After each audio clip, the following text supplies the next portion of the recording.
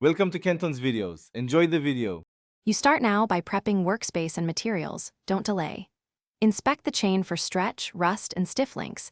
Measure against a 12-link test or ruler so you know if salvage is possible. Once measured, decide whether to clean on bike or remove the chain. Removal gives better access. If removing, use the chain tool to push out a pin carefully. If it's a quick link, open it.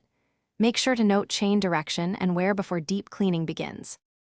You now attack grime and damaged parts. This is the crucial middle step. Soak the chain in degreaser for 10 to 30 minutes, agitating occasionally so solvent penetrates rollers and plates. Once loosened, scrub each link thoroughly. Rinse with clean water and dry completely to avoid flash rust.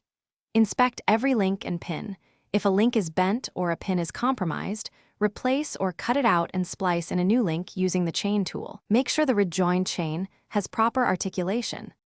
You finish by reinstalling, lubricating, and validating performance.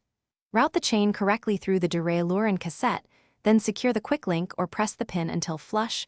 Double-check direction if the chain is directional.